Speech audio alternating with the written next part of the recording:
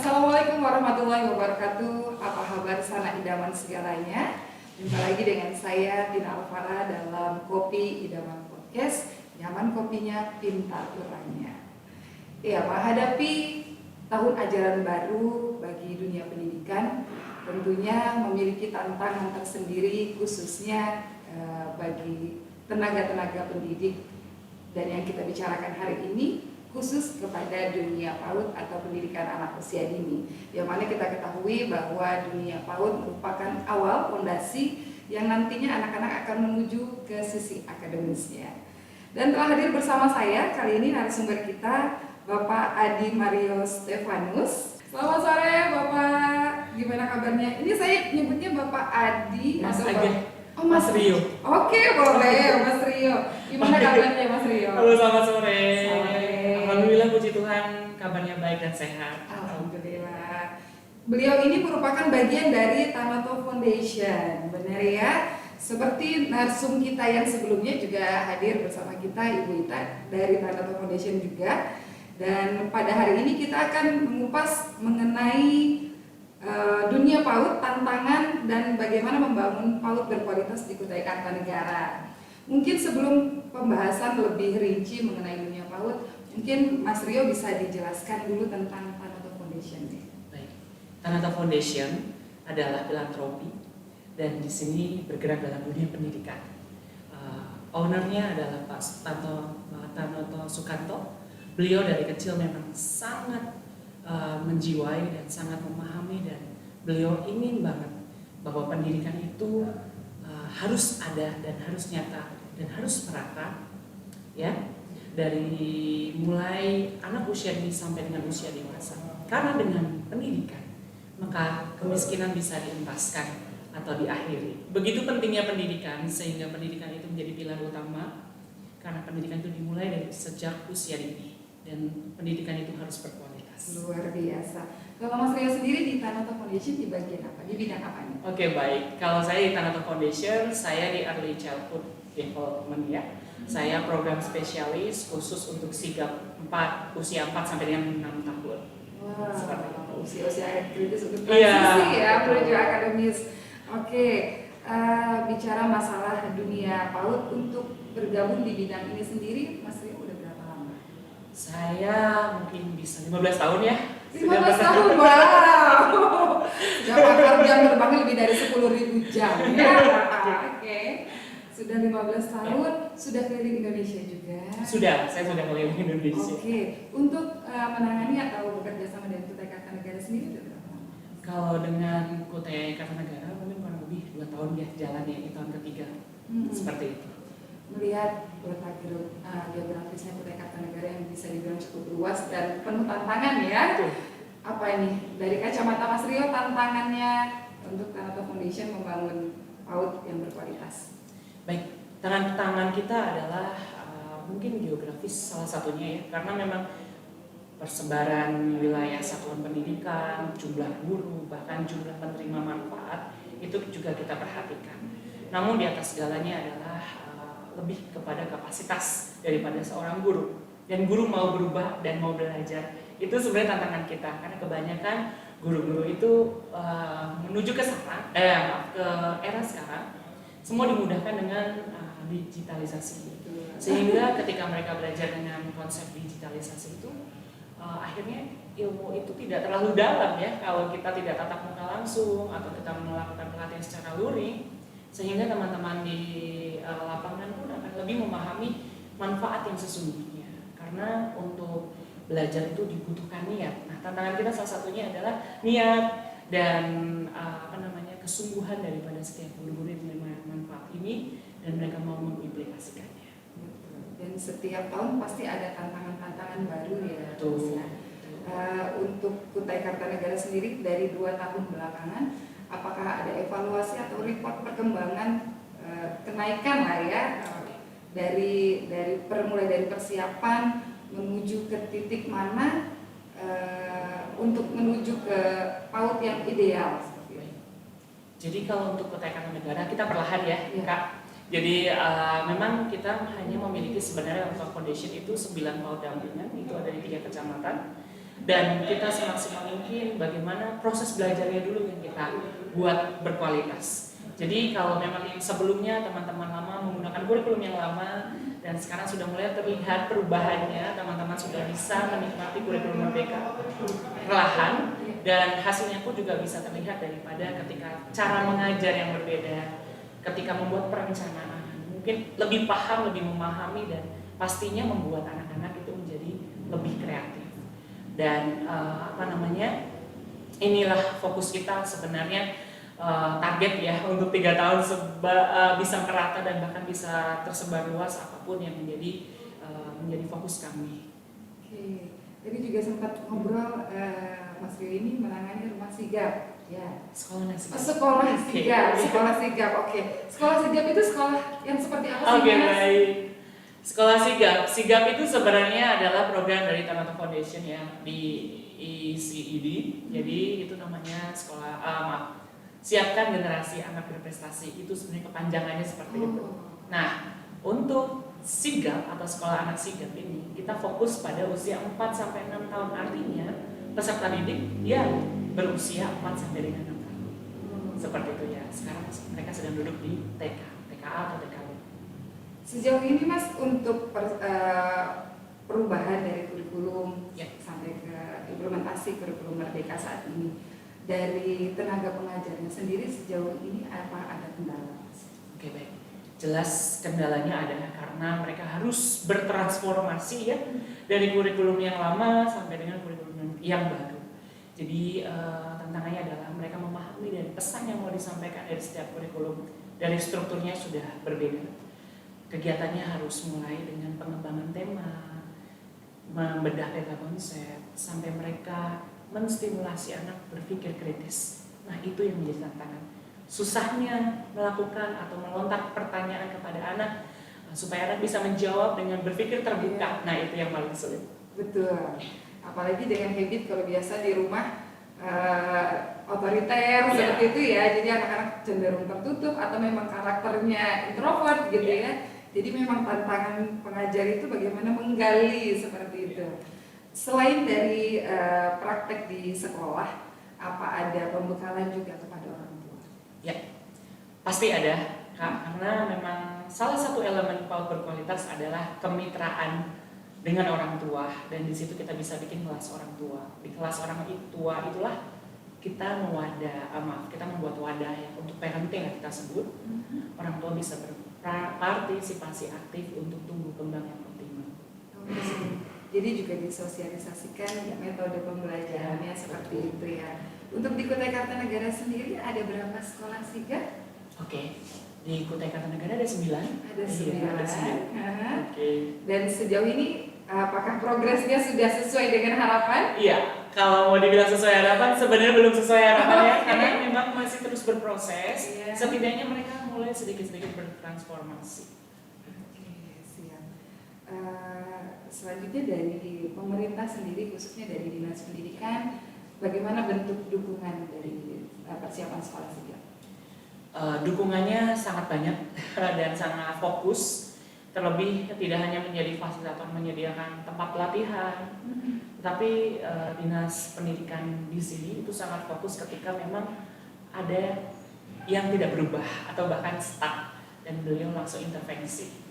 Jadi dan itu diinformasikan kepada kami bagian mana yang masih lemah di setiap aspeknya, dan mereka bisa turun tangan bahkan ikut monitoring di situ. Mas, di era sekarang, era modern ini, sekolah itu bukan hanya sekedar tempat untuk mencari ilmu ya. Bagi pandangan orang modern ya, ada juga orang tua yang mungkin karena berpikir dua-duanya bekerja, jadi anaknya disekolahkan saja gitu ya, dengan harapan bahwa 100% akan menjadi someone gitu ya, akan menjadi seseorang yang bisa sudah cukup belajar di sekolah saja, tapi di rumah tidak diulang dengan alasan orang tuanya sibuk, udah capek di kantor dan sebagainya. Tantangan seperti itu gimana menghadapinya? Ya, betul. It is our problems ya, karena semua mengalaminya, termasuk guru dan kepala sekolah, bahwa konsep penitipan anak ini terjadi buat satuan PAUD. Jadi kita perlu sekali ya yang namanya kelas orang tua, sehingga orang tua itu pola pikirnya berubah bahwa ini bukan tanggung jawab aja, tumbuh kembang itu bukan tanggung jawab hanya di satuan PAUD tetapi juga di rumah. Makanya kita perlu melakukan kelas orang tua. Kelas orang tua ini bisa kita visitasi, kita bisa diskusi di WA, atau mungkin setiap hari kita bikin pertemuan dengan orang tua, mungkin di jam-jam tertentu atau pilih beberapa hari. Ketika memang ada hambatan atau miskom, itu kita bisa cepat perbaiki di situ. Oke. Dengan banyaknya PAUD di era sekarang ini, Mas, apakah salah satu indikator yang menunjukkan bahwa itu adalah PAUD yang berkualitas atau sesuai dengan goals-nya? Ya, baik. Jadi PAUD berkualitas memang ada 4 elemen ya Kak. Yang pertama adalah pengelolaan layanan dan juga ada pengelolaan proses pembelajaran. Dan yang ketiga adalah kemitraan dan kelas orang tua. Dan yang dipastikan bahwa ini tuh penting sekali gitu. Empat-empatnya penting. Iya, empat-empatnya itu ya, penting banget. Nah, kenyataannya tidak boleh bilang nggak pertanyaan saya kok jadi iya. sebentar. Maaf ya. Iya, Saya siap. terpesona lihat kakak. Siap. Oke. Udah bilang sorry. Siap. Mas Rio, di era sekarang dengan banyaknya bermunculan PAUD-PAUD baru ya, mungkin bisa disampaikan apa sih indikator yang bisa dikatakan bahwa PAUD itu berkualitas? Baik. Indikatornya adalah yang pertama bahwa penyelenggaraan satuan pendidikan harus pengelolaan layanan yang berkualitas, kemudian pengelolaan pembelajaran yang berkualitas, dan kita memberikan layanan esensial yang tepat buat anak, dan yang terakhir menyelenggarakan kelas orang tua ataupun bermitra dengan orang tua.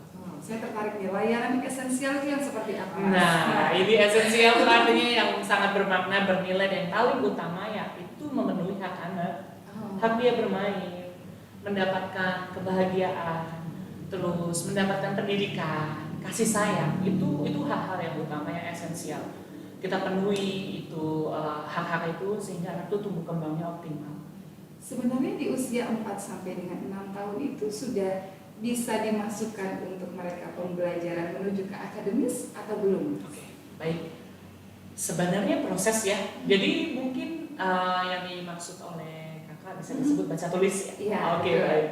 Sebenarnya di dalam kondisi usia 0 sampai dengan 6 tahun kita tuh menyiapkan fase fondasinya ya. Dan nanti disebut dengan fase fondasi akhir adalah usia 5 sampai dengan 6 tahun. Artinya 6 aspek perkembangan semuanya harus optimal sehingga mereka siap bersekolah. Nah, tetapi tidak menutup kemungkinan kita perlu menstimulasi kemampuan akademiknya. Makanya kita siapkan, kita sisipkan dengan konsep bermain. Seperti itu. Oke, jadi biar anak-anak tidak jenuh dan tidak terbebani ya. Tanggapan Mas Rio nih, pasti mungkin masih ada di luar sana yang PAUD, tapi lebih ke memaksakan harus sudah bisa membaca, bahkan mungkin di beberapa tahun ke belakang kemarin tuh ada sekolah yang masuk SD harus sudah bisa menulis, minimal menulis nama lah ya, atau mungkin bisa menulis angka seperti itu. Tanggapan Mas Rio seperti itu?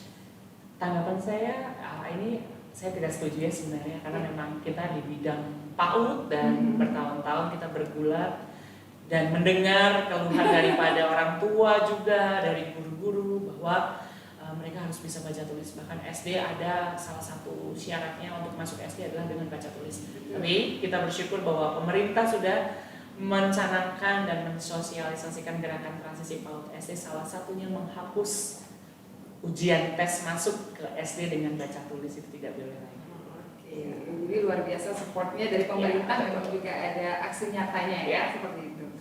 Baik, Mas, selanjutnya kalau dari sekolah PAUD itu sendiri kan pasti setiap anak yang dimasukkan ke sekolah ada rapotnya ya. Yang dinilai apa, Mas? Baik, yang dinilai seluruh aspek perkembangan anak ya, atau capaian perkembangan anak, baik agama dan budi pekerti, sosial emosional, itu dimensinya kematangan emosi ya kita bisa bilang, kemudian fisik motoriknya, bahasa dan kognitifnya, itulah laporan perkembangan anak. Idealnya untuk jam belajar di PAUD itu berapa jam? Baik, idealnya kita bisa bilang 2,5 jam itu sudah minimal sebenarnya. Harusnya bisa lebih dari 2,5 jam ya per hari gitu. Tapi kondisinya kan beberapa satuan PAUD ada yang kekurangan guru, muridnya banyak, jadi susah sih menuju ideal. Tetapi kalau mau 9 ya di atas 2,5 jam itu sangat baik untuk proses pembelajaran. Oke, terus apakah maksudnya sepenting apa anak untuk masuk ke melalui PAUD dulu baru ke SD? Baik, kita tahu ini sangat penting karena ini fondasi bangsa, bahkan bangsa berinvestasi besar-besaran untuk pendidikan anak usia dini terus berkualitas. Karena kami percaya fase fondasi ini harus diperkuat. Layaknya kalau kita sedang membangun rumah ya, fondasi juga harus kuat karena nanti mereka akan menemukan jalannya dan mereka akan menjadi orang yang sukses ketika fondasi mereka kuat. Oke, jadi memang idealnya harusnya melalui PAUD dulu ya Mas ya, baru ke jenjang sekolah dasar seperti itu. Oke, selanjutnya dari seperjalanannya yang berjalan saat ini, program dari Dinas Pendidikan yang sudah berjalan dengan Tanata Foundation, apa yang sudah saat ini realisasi? Yang terrealisasi sebenarnya ada banyak, tetapi saya boleh golongkan ada 3. Karena ini sesuai dengan selaras dengan program Kemendikbud, yaitu tentang implementasi kurikulum merdeka, perencanaan berbasis data, dan terakhir ini adalah transisi PAUD SD yang menyenangkan. Ini sedang berjalan. Oke, untuk menjadi seorang guru PAUD, apakah harus ada background psikologi mungkin, Mas? Baik, perlu juga karena memang penting ya. Iya. Tapi boleh kok dengan jurusan-jurusan yang lain nggak masalah, yang penting mau belajar. Tetapi psikologi itu juga sangat penting karena memang ilmu yang mempelajari tentang mental, jiwa. Iya, betul. Karena pasti butuh pemahaman ya untuk itu. Dalam prakteknya di lapangan pasti ada kendala seperti benturan antar tenaga pengajar dan juga orang tua. Dari Tanata Foundation atau dari Mas Lila sendiri, anggapannya untuk menjembatani hal itu seperti apa? Pastinya untuk menjembataninya bahwa sekolah ini harus siap ya, dengan ketika sekolah ini berdiri mereka paham betul visi misi mereka itu seperti apa dan bagaimana posisi kita nih Tanata Foundation untuk menjembatani mereka. Ya pastinya kita terus mengedukasi, mendampingi satuan PAUD ini ketika mereka harus menjalankan kelas orang tua ya, karena kita bicara tentang parenting ataupun keluh kesah daripada orang tua, maka kita akan terus mendampingi dengan program-program kita tingkatkan kapasitas mereka, kita monitoring sampai benar-benar hasilnya itu sesuai harapan. Seperti itu. Menarik, kita akan mengulik seperti yang disampaikan tentang parentingnya kali ini ya. Mengenai parenting nih Mas, ini pasti menjadi hal yang punya pengaruh besar ya untuk membentuk karakter anak. Gimana sih menjadi atau ilmu parenting yang memang betul-betul harus dimiliki oleh orang tua? Baik, sederhana sebenarnya, orang tua itu harus menjadi pola. Ya, kenapa bilang pola? Kita mungkin bisa mewariskan harta, tetapi tidak bisa mewariskan pola. Pola itu adalah pola yang benar. Nah, pola yang benar didapatkan dari ilmu pengetahuan, dari agama mungkin juga. Salah satunya penyumbang faktor yang luar biasa ya. Pola-pola itulah yang baik dan benar kita bisa turunkan kepada anak-anak kita. Seperti itu. Ya, dari sekolah pulang ke rumah sampai di rumah malam boleh kita ulang-ulang lagi ya Mas ya? Repetisi. Boleh Ya, sambil ditanya repetisi, ya. tadi kegiatannya apa saja, mengulang sambil ngajak berhitung gitu boleh ya Mas? Boleh banget. Sambil nyanyi boleh ya? Stimulasi. Oh iya benar. Oke Mas Leo lanjut Ya. lagi. Mengenai program dari Tanata Foundation yang sudah selaras dengan Kutai Kartanegara dan sudah berdiri, ada sekolah sigap, ada 9 sekolah yang saat ini tengah berjalan. Apakah ada kemungkinan nanti akan dibentuk sekolah-sekolah sigap selanjutnya? Siap. Keinginan besar nih ya daripada Dinas Pendidikan dan juga Satuan PAUD yang sudah sering kita jumpai bahwa memang perlu perluasan sebenarnya. Jadi perlu ditambah kalau ketemu juga, Mas bisa nggak ketemu apalagi sama Bu Ita ya karena program koordinatornya, dan kita juga kemungkinan besar karena akan berakhir di tahun ini karena sudah 3 tahun berjalan ya. Oh, kontraknya di 3 Kontraknya di tahun ya. Tapi ini, tidak menutup Desember. kemungkinan diperpanjang Yes, ya. pasti. Gitu. Dengan Dan akan pengembangan. mungkin penambahan bisa jadi seperti itu. Oke, Mas Leo, dari 9 sekolah sigap yang saat ini sudah berjalan, posisinya dari kecamatan mana? Oke, ada 3 kecamatan. Yang pertama Kecamatan Tenggarong, yang kedua Tenggarong Seberang, dan Loak Hulu. Loak Hulu, oke. Jadi ada setiap satu kecamatan lebih dari 1 sekolah sigap ya. Dari satu kecamatan ini kenapa bisa lebih dari satu sekolah sigap, Mas? Sebenarnya kita nempel dengan program sigap kita yang 03 tentang pengasuhan, yaitu Rumah Anak Sigap. Jadi biasanya di mana ada rumah anak sigap, di situ ada sekolah anak sigap. Oh, jadi diawali dengan pembentukan rumah sigap dulu, baru diikuti dengan sekolah sigap. Ya. Sebenarnya kaitannya apa, Mas? Sangat berkaitan, karena usia 0-3 kita bicara tentang pengasuhan yang optimal ya, yang responsif. Karena memang itu adalah usia-usia sensori motor yang butuh yang namanya pengasuhan lebih ekstra. Baik edukasi terhadap orang tuanya, terhadap mungkin kalau anaknya lebih ke dalam pengasuhan. Kemudian ketika masa pengasuhan itu sudah selesai ataupun sudah optimal, anak bisa kita hantarkan nih ke pendidikan yang lebih lanjut. Nah, yang disebut dengan pendidikan anak usia dini, usia 4 sampai dengan 6 tahun. Masuk ke playgroup, ke TKA dan TKP. Karena sudah diasuh dengan benar, dengan pola asuh yang benar, dengan parenting yang benar, dengan ilmu-ilmu parenting pastinya lebih banyak sekali ya. Jadi melanjutkan ya. Ya. Oke. Untuk pemilihan sekolahnya sendiri, Mas, itu apakah dari Tanato atau dari? Kami serahkan kepada dinas pendidikan, karena mereka yang berhak untuk memilih. Oke, Mas Rio, dari sekolah sigap yang ditunjuk oleh pemerintah sebenarnya ada kriteria khusus nggak untuk bisa dipilih menjadi sekolah sigap? Sebenarnya tidak ada kriteria khusus, tetapi salah satunya adalah sekolah tersebut dalam naungan desa ya, ataupun di dalam satuan pengelolaan daripada desa tersebut. Mas Rio, sebagai closing kita pada hari ini, apa yang ingin disampaikan kepada seluruh viewers kita yang menonton tayangan kita? Baik, terima kasih. Yang saya mau sampaikan adalah setiap kita adalah guru, dan guru itu perlu belajar, dan jangan pernah takut mencoba, dan jangan pernah takut bertanya. Bertanya yang berkualitas menentukan pengetahuan yang berkualitas buat anak. Wow, luar biasa. Baik viewers, demikian bicara-bicara santai atau bincang-bincang santai kita bersama narasumber kita Mas Rio dari Tanato Foundation. Semoga apa yang kita sharing hari ini bisa bermanfaat ya Mas ya, baik bagi bunda-bunda yang sedang menonton, tenaga pengajar, atau mungkin seluruh viewers yang menonton bisa mengambil pendidikan atau edukasinya dari yang kita sampaikan. Terima kasih banyak Mas Rio, sukses selalu, semoga kontraknya semakin diperpanjang. Turut membantu membangun Kutai Kartanegara dimulai dari anak usia dini pastinya. Baik, terima kasih banyak. Saya Tina Alvara, terima kasih. Wassalamualaikum warahmatullahi wabarakatuh.